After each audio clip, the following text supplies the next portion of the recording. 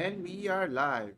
Welcome to another episode of Business Focus Live with me, John, where we talk about business-related topics as well as news from here and around the world. If you're new to this channel, don't forget to subscribe, and let's get started.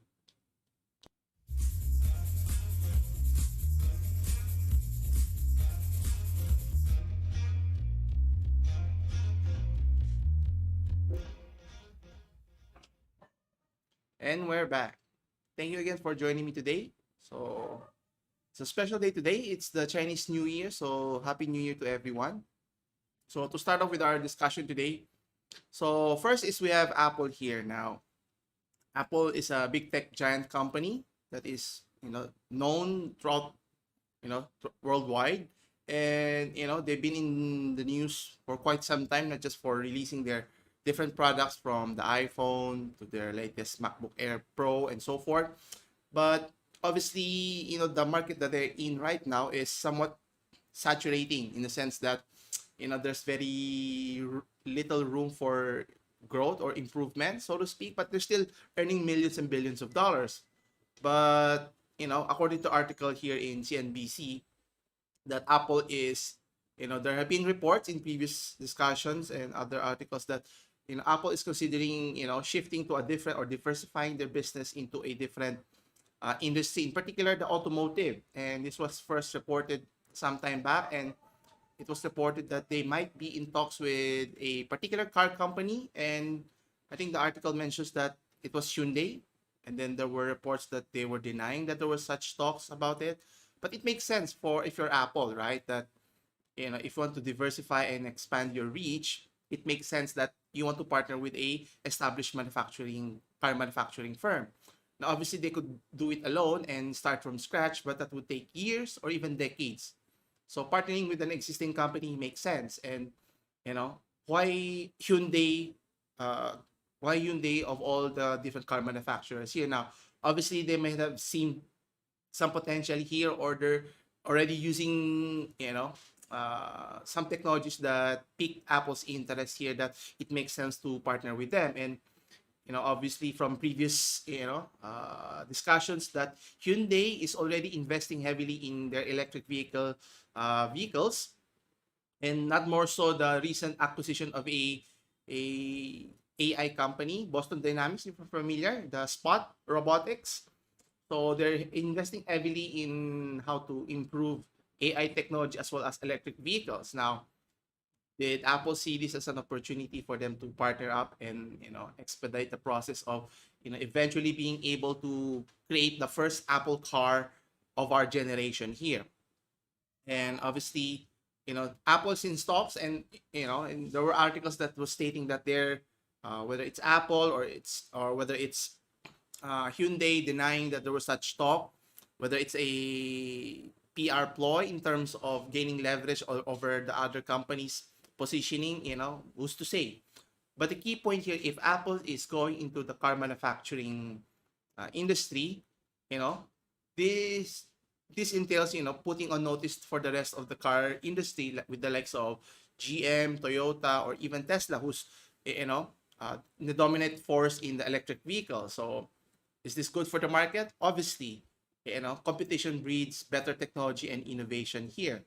So obviously for Apple creating a business model, what they're known for, which is making mobile phone smartphones or desktops or laptops, creating a new segments outside of what they're known for is going to be tremendous. Now take note, even though they're earning millions and billions of dollars in their respective industry, the automotive is even significantly bigger in terms of hundreds of billions or even trillion industry here. So, if you're, planning to diversify your business, the auto industry is the best, or one of the best options that you can consider here, even though it's highly competitive here. And obviously, getting into the industry, according to CNBC, that it's stating that it's putting pressure on the rest of the car industry, in particular Tesla, as I mentioned earlier. And this was stated by Michael Ramsey, the VP of Analyst of Automotive and Smart Mobility at research firm Gartner. Okay, so let's take a look at the article here. Yeah, so as you can see here, that obviously Apple's ecosystem could be a key advantage here. So if you already have a what many of their products, and creating a vehicle and integrate it seamlessly would be the best way here. And can imagine that you have a smartphone, an Apple smartphone at that, and then once you transition to your vehicle, you can easily integrate your phone to your screen in your vehicle, and you can continue your conversations with your loved ones or your coworkers, or seamlessly transition to, let's say, you're watching Netflix, or maybe you're listening to a podcast, or different types of music here. And obviously, there were reports that Apple and Hyundai were in talks already, as mentioned, but there was no definitive plans or statement that was issued by either parties. But the talks were mentioned that they will go into production in 2024. So that's 3-4 years from now. So that's a very near, or not very far in the future here. And they plan to produce it in a Kia plant somewhere in Georgia. Now, obviously, Apple is already available in many vehicles in terms of their Apple CarPlay software. So if you have an iPhone, if it's integrated to your vehicle, it makes sense. And obviously, other car manufacturers have been trying to integrate an entertainment or infotainment system in a vehicle, but so far you'd still prefer either you use an Android system or an iOS, which is owned by Apple here. Now, obviously, producing and selling a car is not an easy task here. That's why partnering with Hyundai Kia isn't as easy as getting into other customer segments. It's mentioned here. Now, one of the key issues that Apple has to consider, that's why they wanted to partner with another company, is the automotive is a very capital intensive industry, right? With long-term lead times, stricter safety and regulations, and far narrower margins than consumer electronics. So obviously, I think Apple is considering this carefully, and thinking that should they do it on their own, even though they have the financial resources to back it up. But obviously, in the end, I think that it makes sense for them to partner with an existing or trusted or known manufacturing firm.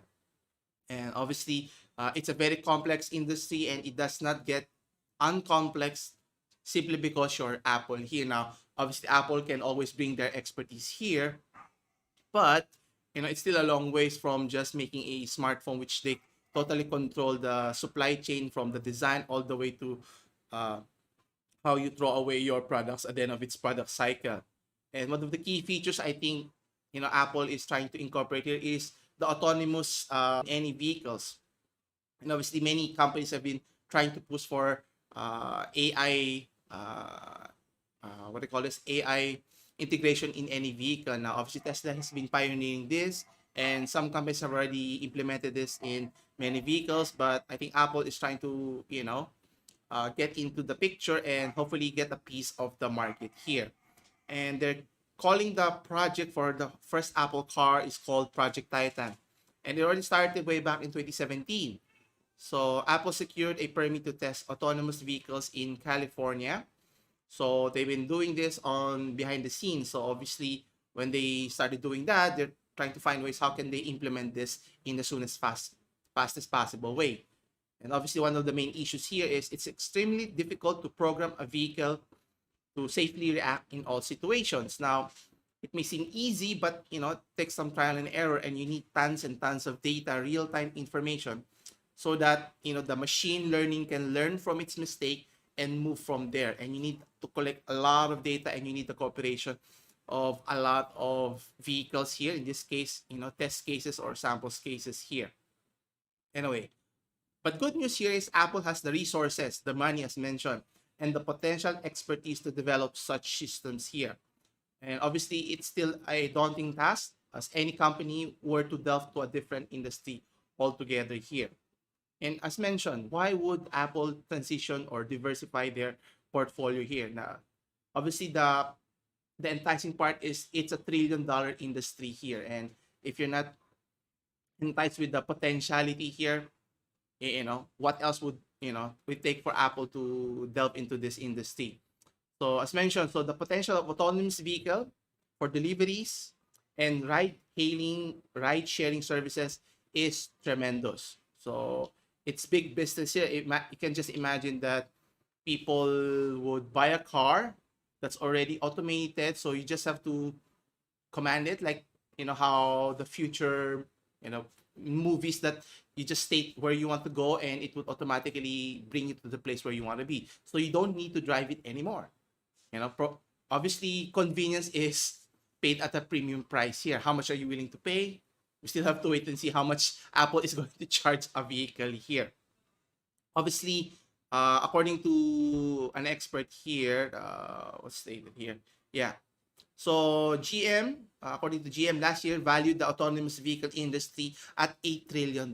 So 8 trillion, you know, if Apple could just get a piece of that, even just 1%, they'll be in the billion range already, which is significantly better than what they're generating in the smartphone market right now.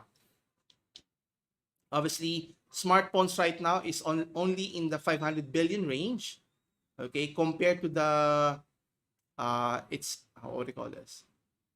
Apple has about one third of the market of the mobility, which is 10 trillion. So Apple would just need a 2% share of the market to be able to survive in the industry. So that's why they're looking at this heavily and considering it as a potential avenue for their business here. And finally, and obviously a car is becoming more consumer electronic device now.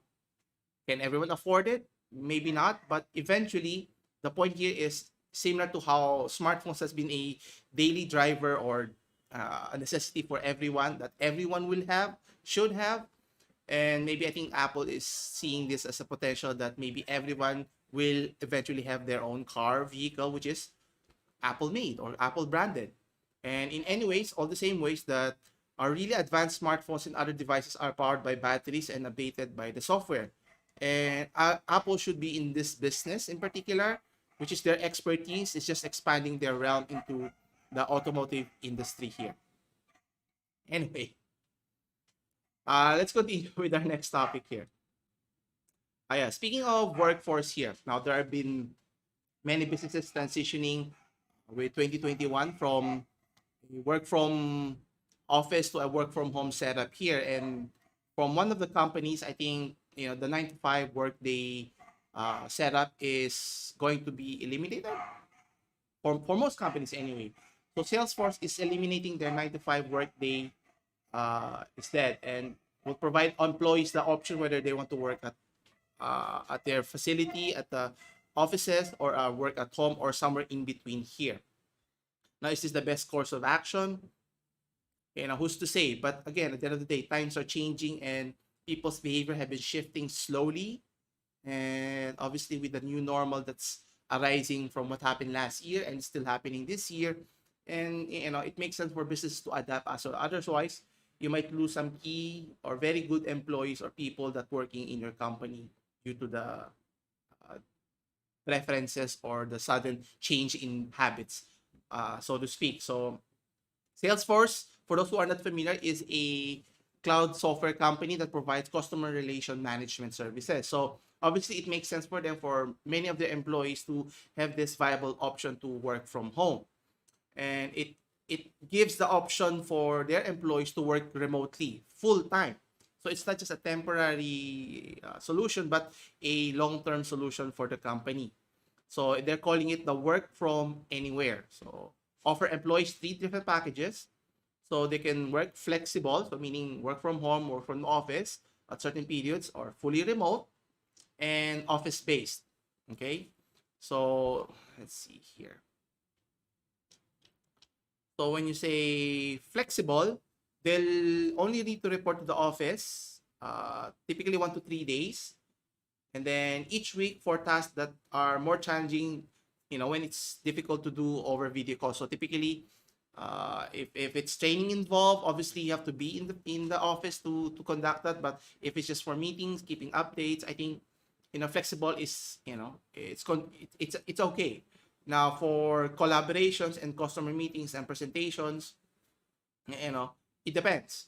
And obviously it would and they would apply it, to all of their employees worldwide here. Now, will other companies follow suit?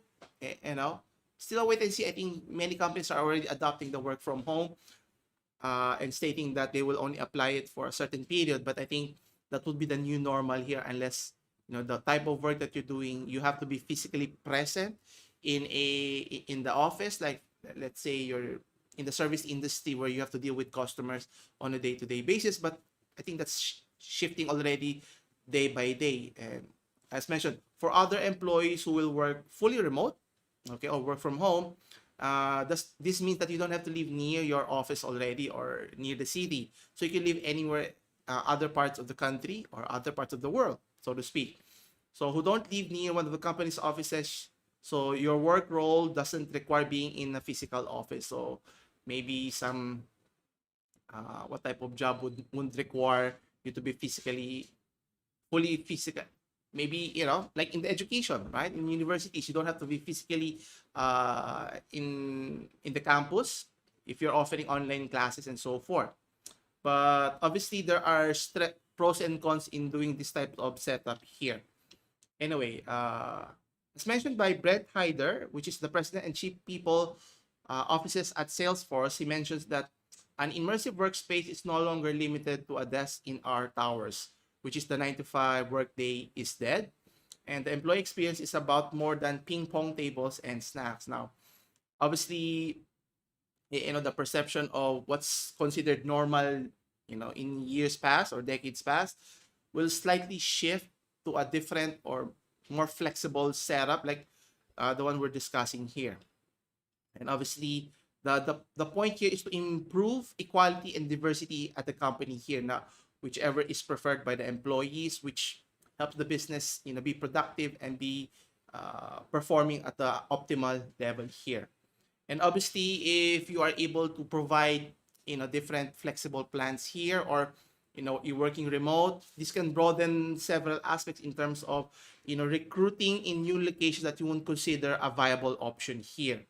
And obviously, the change of Salesforce physical offices, and as with any companies, would reduce in terms of their cost in the long run, right? And obviously, Salesforce here appears to be thinking about life after the virus. So obviously, when things settle back or die down, and whatever the new normal would look like, and obviously, companies has to look beyond what's happening right now and what would be the trend moving forward. If people would be still living in the city, if given the choice that you can work remotely outside of the city, outside of the office and so forth. And obviously, in this case, the company is envisioning a more community-minded offices. So meaning interaction with other people is always better than putting barriers, cubicles, and dividers and so forth. So there will be no more devices, social distancing signs. People stand to chat in the whole rooms, and people sit around at the table to work, en masse. That's the ideal here. But how long before we get to that point?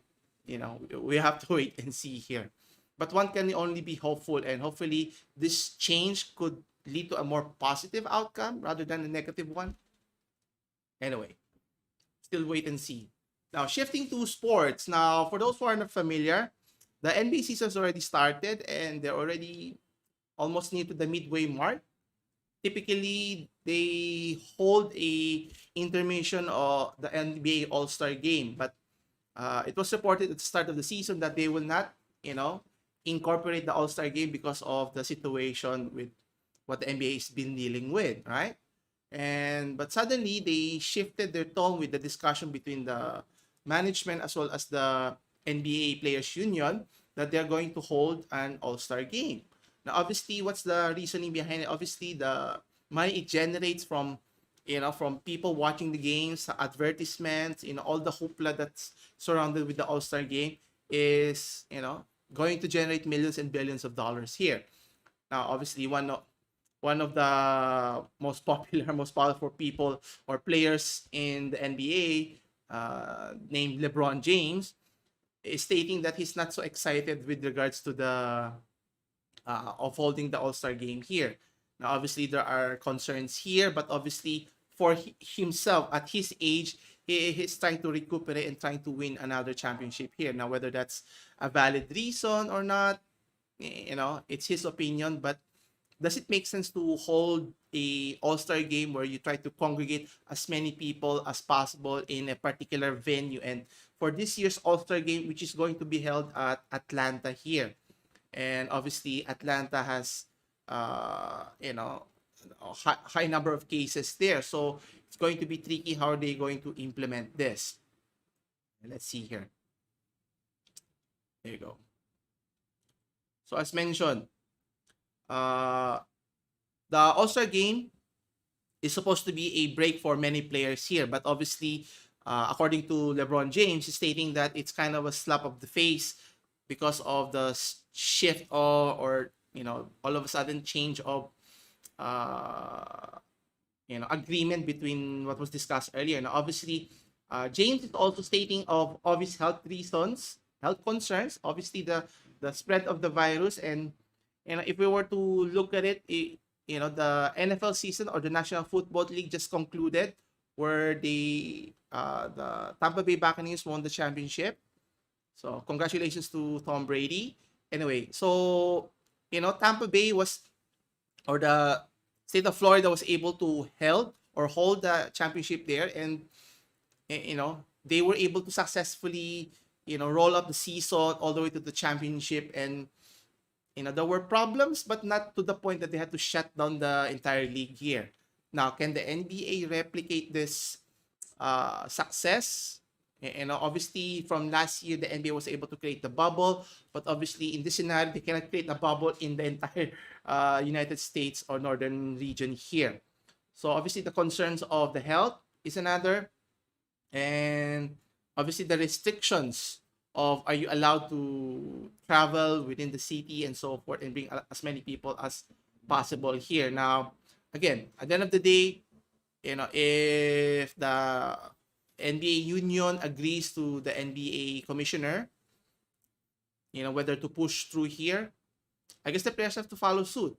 Now, obviously, you have to take in consideration the revenue that they're going to generate. They're still going to get paid regardless. And obviously, the impact that they create in terms of bringing revenue to a particular city. Obviously, if you allow the players, big name players are in the city, that creates business for local businesses as well here. Now, obviously, not many are excited, especially for veteran players, namely LeBron and other superstars like Kevin Durant, who else? James Harden and so forth, right? And obviously, he is not too happy to hear about it, right? And obviously, the agreement between the players associated in the league then agreed at the start of the season, then changed their minds. Not necessarily change their mind, but they discuss it, I'm assuming, right? Because of the potential revenue loss that they would incur. And I'm sure they felt it, when the season was halted mid last year. So question here is, will it push through? Again, at the end of the day, if they push through, they find a way. Obviously, the players have to suck it up, and they're still paid millions and millions of dollars. So, how can you complain if you're getting paid for your what you're doing here in the first place here? But obviously, it's understandable that obviously there's fatigue that's setting in, and obviously LeBron James could always set it out if he prefers, so you can have load management, so to speak. I doubt it, but he's going to play either way, right? Because I think he's the lead vote getter for the West, right? And I think Durant is on the East side. So it's going to be interesting how they're going to implement. Actually, not implement, but with the new format in the All-Star game, right? I think you get to select the players, and again, I forgot, how was it concluded? I think there's change in the point system already.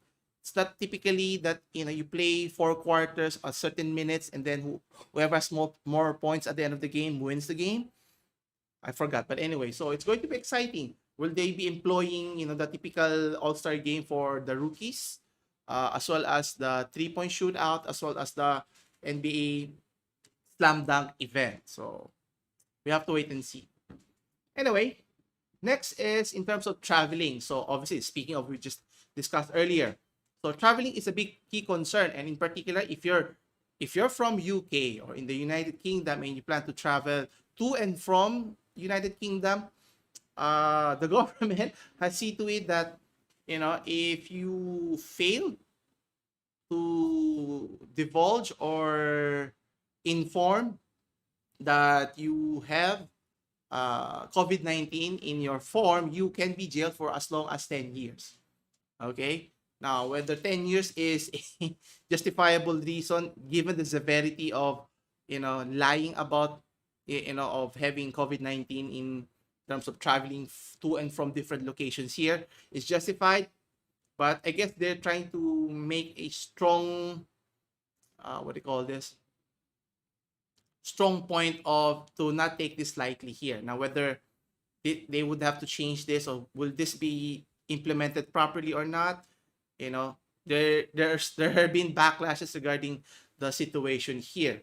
And according to the Transport Secretary, Grant Shapps said that the British public would expect a pretty strong action. I like to think so, right? If it were in our country and they were to tell us that, let's say you did not truthfully tell of your whereabouts and whether you tested positive or negative and so forth, that you should be, jailed for 10 years and so forth. And according to a former Supreme Court judge, Lord Sumption, stated that the sex offenders have lower tariffs compared to the one we just discussed here. Now, we're not saying that, sex offenders and, being tested positive are at the same levels, but I think the Transport Secretary, Mr. Shapps, is trying to make a point here. But is it, valid in terms of the penalty that you're supposed to incur if you were to violate? I tend not to agree. I think that's an over exaggeration of the Transport Secretary here. Anyway, let's take a look. So as mentioned here, now the concerns obviously stems from the existing vaccines that is being rolled out in the United Kingdom.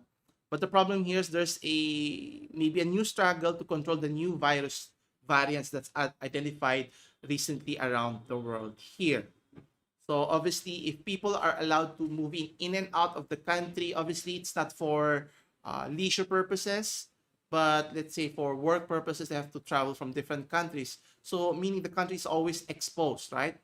Either you shut down the traveling industry, you shut down your border so that you can limit the spread of the virus, but obviously business has to continue, right? And I guess governments have to find a way to balance the two here. But the question is, does it make sense penalizing people, right? And how are you going to check that if that person is telling a lie or not? And typically by the time you check them, it's already after the fact. And let's say worst case if the person did test positive and were able to pass through and lie about it in their documentation, it's too late by then. And I think it's more on the processes or the up to the government to ensure that before that person comes in the country or before leaves the country, they can ensure the safety, ensure that individual is safe to travel or come back, so that wherever they're going or they're coming back, they don't there's little to no chance of infecting other people here. And obviously it's a very big concern here. And obviously the Health Secretary Matt Hancock, who was interviewed in BBC Radio's 4, stated that the reality is that nobody would get such a sentence anyway. The courts are simply not going to impose it. If that's the case, then why even create such a law in the first place if it's not going to be implemented? It means that it's ludicrous, it doesn't make sense, it's just a waste of time, right? And resources to begin with. And take note, if you lie and cheat about your status, as mentioned, you can be fined as much as £10,000, right? So you have to go out of your way to lie and cheat the system. And by then it's too late, right? Supposed to be you're penalizing them when you're caught, but how do you catch them? Before they spread or after they spread the virus? By then it's too late, right? Anyway, so in this case, if you're going to falsify your travel history, by then it's too late, right? Even though it's a serious matter, I think no one is taking it for granted. But the point here is you should limit who can travel, who cannot, and what locations they can travel from. If you know said locations have a high rate of cases, then maybe you should limit or stop or blacklist them for the meantime until such a time it's okay to go to those different cities or countries. And they call this the red list countries, right? And it mentions some of the countries from Portugal, Brazil, even South Africa here. And if you know those countries are notoriously have number of cases, then why not just limit or stop people from going there? So you don't have to worry whether people would lie about it or not. So even if a known country is have a low number of cases, but you still have to protect whether through testing, is it rapid testing the best way, or unless we can find a technology, a better way of testing the individual to and from any point of location and get the immediate results that is accepted worldwide as a standard, measuring tool, it's going to take some time. And here's one of the examples here. How will quarantine England work for travelers from red list country here? So let's take a closer look here. Yeah, here you go. So you can see here, you get a negative test up to 72 hours before your flight. Now, getting a 72 hours of test, I don't know if that's an effective way, because meaning 3 days before the flight, you take the test. What if it's negative? But between the time you took the test to the time you get to the airport, what if you got infected along the way? 3 days is a too long of a time for getting tested, right?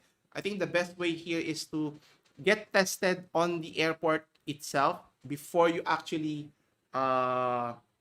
you board the plane, and obviously the test result has to be immediate, similar to how taking a blood test here, but obviously it takes obviously longer than that. But 72 hours, there's a loophole there that people might still get infected, and there's a loophole for virus could spread. And here's the sad part.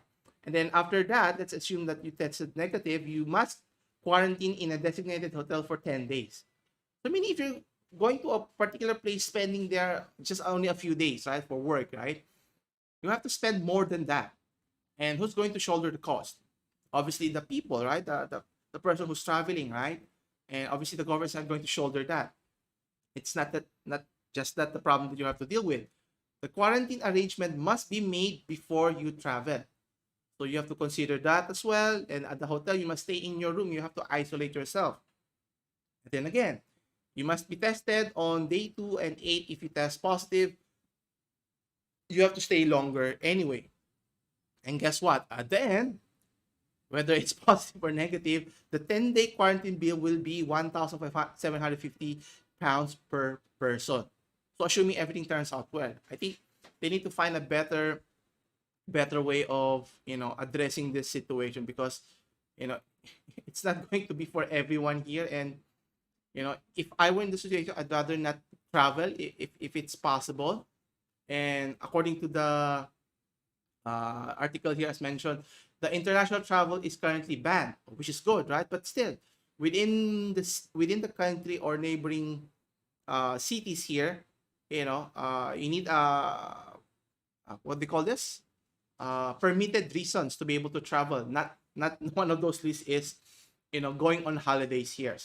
And obviously, it's too soon for people to think of going on vacations in the very near future here, with the different holidays up around the corner here.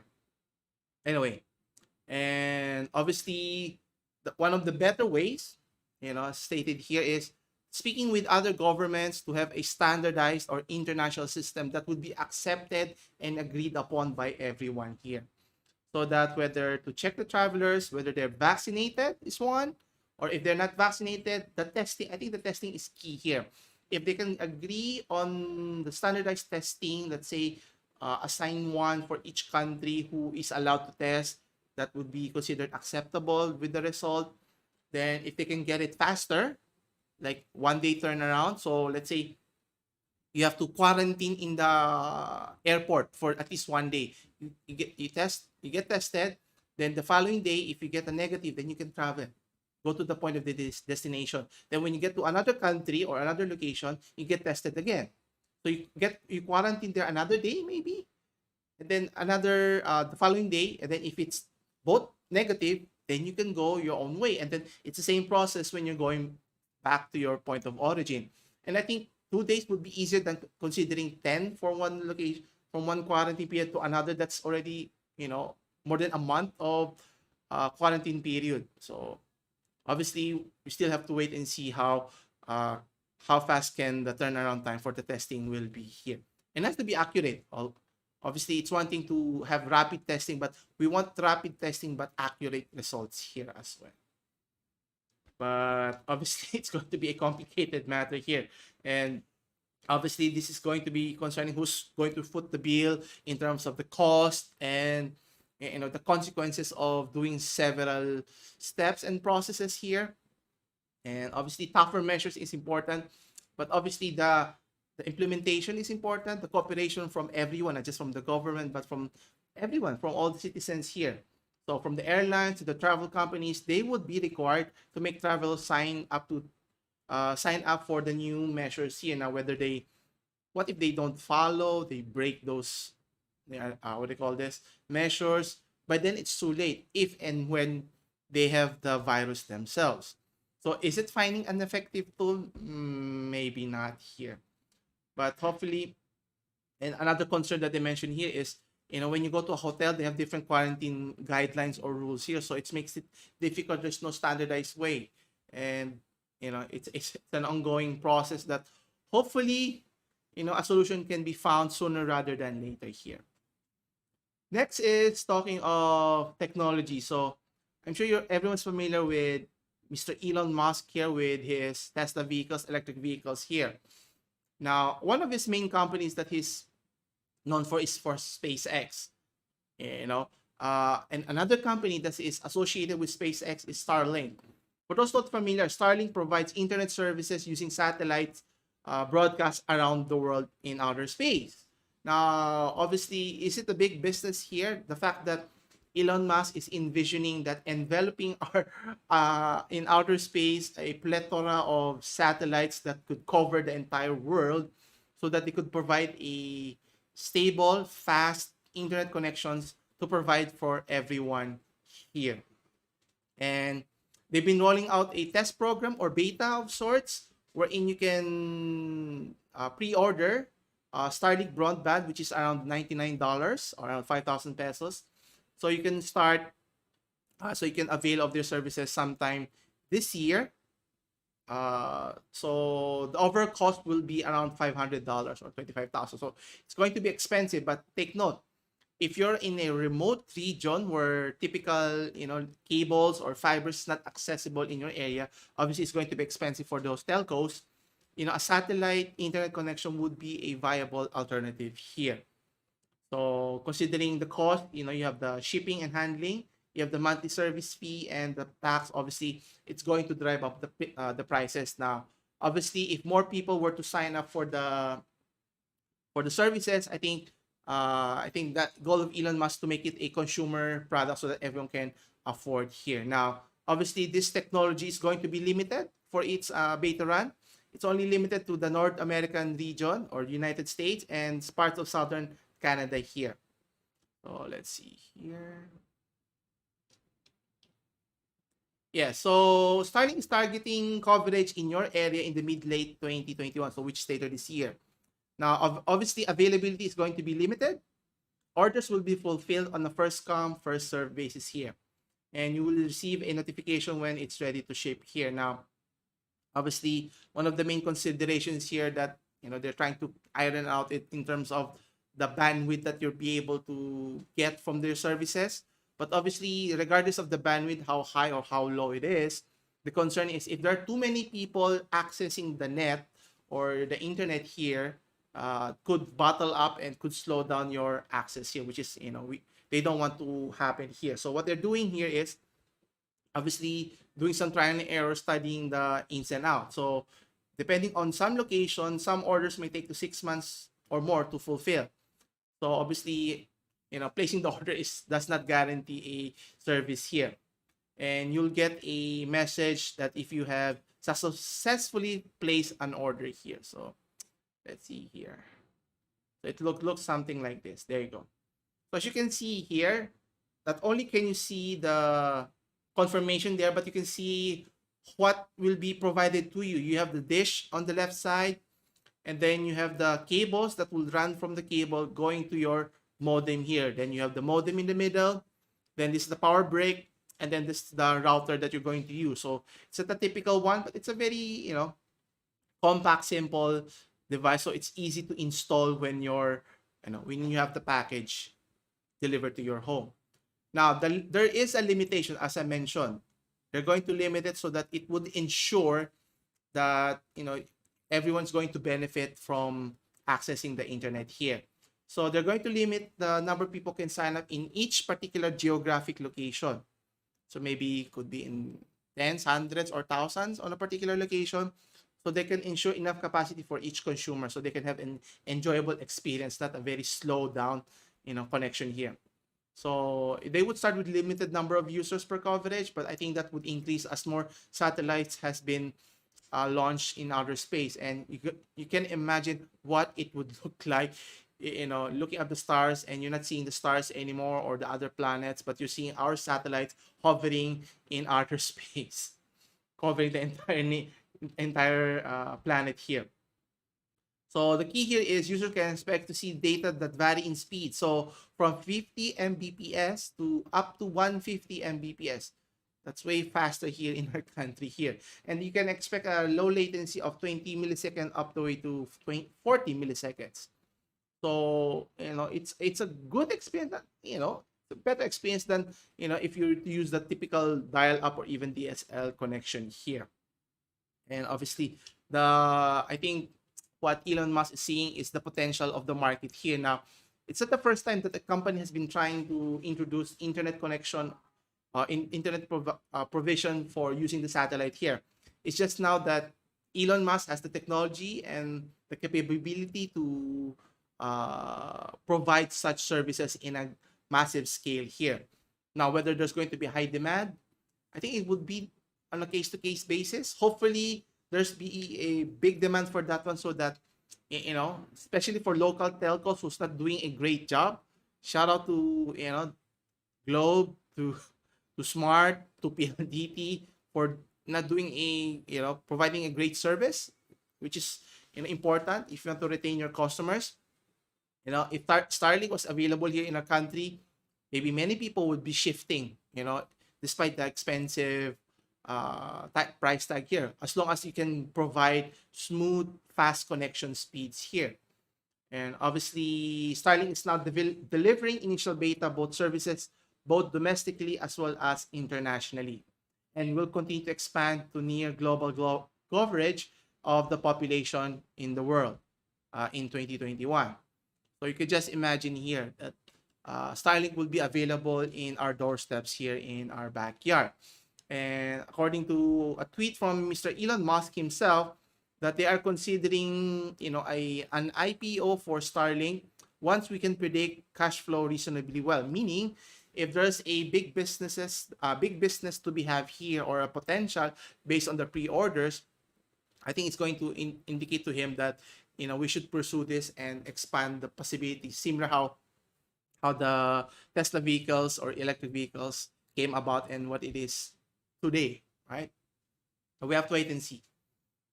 Anyway, for some local news, now, if you've been noticing, travel restriction has been difficult. Countries have been worrying about the spread of the virus. Our government is focusing or not focusing, based on the article here, according to philstar.com, our government saw to it that implementing the child car seat law, will be postponed for the foreseeable future. Now, I have no problem if they wanted to implement the child seat law for the safety of our children or anyone. We don't want people to be harmed in an accident. And what's interesting here, they're saying that the Filipinos are already facing so much hardship, okay, which is reasonable. But should we be focusing more on critical issues? If we're talking of safety here, how about the health? of all citizens is one. And then if we're going to implement a law, why stop at child car seat, right? We keep on focusing on the large vehicles, right? How about the motorcycles that are not wearing proper, what do you call this? Proper gear, not wearing helmet, uh, riding capacity. You're allowed typically 1 to 2 passengers at a time. But yet on the road, you see 3 or even 4 people riding in one motorcycle or even a scooter. Can you imagine how dangerous could that be if there were to be in an accident, right? I don't know where our priorities are, stating that they don't want to concern our citizens here, which is admirable in a sense, but when you're talking of safety here, we should be prioritizing, different aspect that needs our urgent attention here. And as mentioned in the article here, now there's no reason to implement the law right now when the current community quarantines regime still prohibit children from going out of their houses, which is fine. Obviously, limiting the movement of children is one of the reasons, but should it stop you from implementing a law that is necessary? And the fact that there are other laws that needs to be prioritized, the health is one, and the infrastructure of our health system is another, but that's for another matter. Now, obviously, if it were to be enacted or implemented, later this year, so it requires children up to age of 12 or shorter than 4 feet 11 inches, you are required to use a car seat here.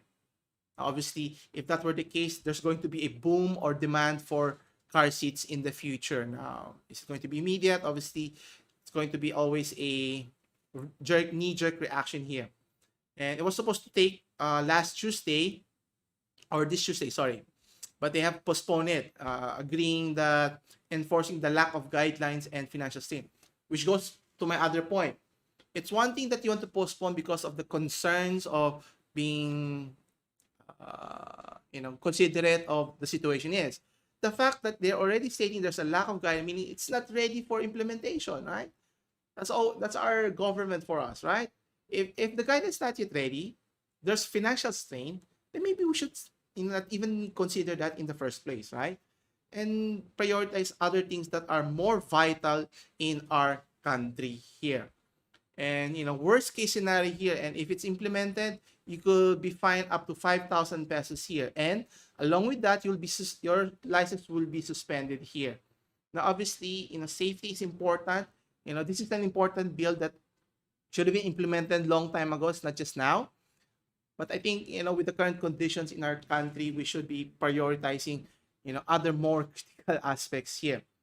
And according to the LTO, they're stating that they would not apprehend violators for 6 months, around until August this year. So guess what? Come Christmas time, they'll be, trying to catch as many people for violating those. So who will be earning those 5,000 pesos? Is it the government? Who knows?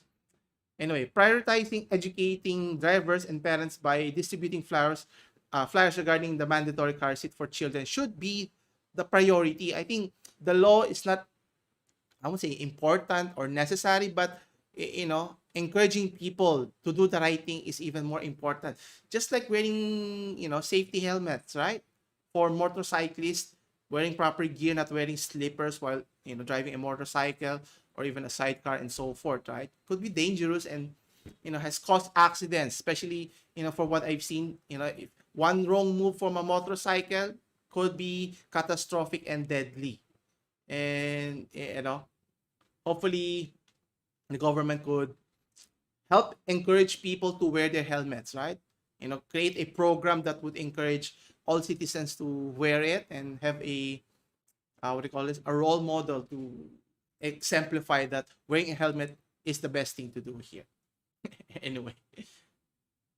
All right. Yes, finally, for our last story here, some interesting thing here. Now, we've been talking about earlier about shifting from work from home. The 9 to 5 concept is gone. I won't say totally gone, but would be a new norm for the future. Now, I was talking about earlier regarding the education system, right? That they're implementing right now an online class. So not having to have face-to-face classes is a different endeavor. It's a totally different adjustment from not just the students but also from professors or faculties as well. And some tidbit here I want to share. And when I read this article, I was surprised and startled and concerned a little bit because if you're attending in an online class, make sure to check who your professors are and make sure that your professor is still alive. Why? So here's the scenario here. In the United States, a university, it's called Concordia University, a student by the name of Aaron Answini. I hope it's in the United States, I'm not sure. He had a problem. He had a question regarding the lectures, recorded lectures, and he tried to contact the professor and couldn't find him. Right? He couldn't contact him. And guess what he found out after some digging? He found an obituary, which, if you were in that position, I don't know if you would be traumatized, you'd be relieved, scared, or all of those things, right? And obviously, according to the student, he noticed that it might be a coincidence that finding the professor and the name on the obituary, right? But what happened was a year prior to the start of the session or the school year, the professor had already passed away. And according to the student, it was a weird and very scary because looking at the lecture, especially recorded one. That's why in my case I prefer to have live sessions rather than recorded. Recorded is more for supplementary rather than primary, so that you can get to interact with your students one-on-one or in a class-to-class basis, right? And obviously, there was no indication that the professor was already deceased at the time, and students were not informed. Now, whether that's considered ethical or not, but the point here is, students will not be comfortable. Even I will not be comfortable if I were in that situation. And I think this has to be rectified, and universities have to change their policies regarding using pre-recorded lectures as a means to expedite the lessons here. And it has to be boring if it's just pre-recorded. It's just watching any film and you're trying to learn from it and dissect it, and you cannot interact with the particular professor here. And obviously, according to the experience, it has completely changed and Sweeney's class experience. And I can understand. Uh, he doesn't even want to watch the lectures anymore. Participating in class makes him sad. He tries to space the lectures between other classes so he can take breaks. So, man, you can just imagine, right? If I were in that place, I'd be concerned as well here. So it's not just that. So obviously for schools, they have to do the trial and error process mentioned, that how can universities provide the same quality of education like when they're doing it in face to face. Now, obviously, with the invention of technology, internet, you can do recorded sessions. You can upload it in your LMS system so that students can watch it at their leisure and so forth. But obviously, there's always a drawback here. Question is, schools has to navigate the new remote curriculum here, and how can they be effective? I guess the school or the university found it, a solution to alleviate the concerns of students of having enough faculty to teach the subject or the course itself. But again, at the end of the day, if you're a student, word of advice, make sure that your professor is actually there when you're having class. So shout out to all the students who does not like to turn on their cameras, right? Always keep that in mind. If you're doing that, what if the professor were to do the same and you can determine if the professor is there or not, right? You might be hearing the voice. Maybe that's a pre-recorded, voice. That would be concerning, and it has to work both ways anyway. So obviously, the world we live in now has changed dramatically.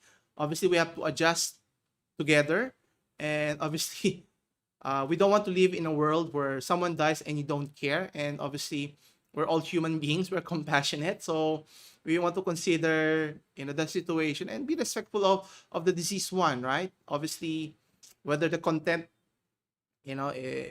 is allowed to be shared is another matter. But the point here is, the experience of a student can change tremendously and would have a different perception of should they even go to online classes. and it would be a tumultuous and nerve-wracking experience if want to be honest here. Obviously, it's important to have tact and respect, as mentioned, for the teacher's life and his work and his students. To think that note that's not noteworthy. And anyway, I think that's about it. So thank you again for joining me today. As I mentioned, so happy holidays for everyone. Happy Chinese New Year. Enjoy the rest of the day and enjoy your weekend. For more questions regarding any of the articles or topics discussed today, you can check in the link in the description below. As always, thanks for watching. I'll see you again next week, same time, same channel. Take care.